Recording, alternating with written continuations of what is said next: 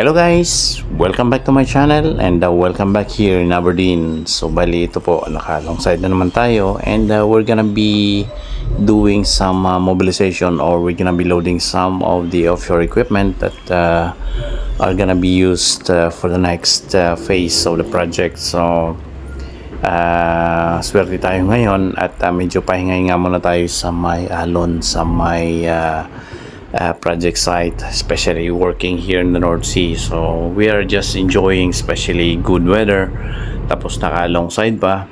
It's some kind of a blessing on our part at talagang isa sa mga ini-enjoy namin yan, especially kapag naka-alongside yung naka-alongside yung barko. So yan, bali gumagawa na tayo ng passage plan dyan at the same time ay chine-check na natin yung ruta natin pabalik doon sa may offshore field. So ginagawa na natin ng passage planning in preparation sa sailing natin, kasi usually kapag nag-alongside tayo for mobilization ay saglit lang naman. Yan po.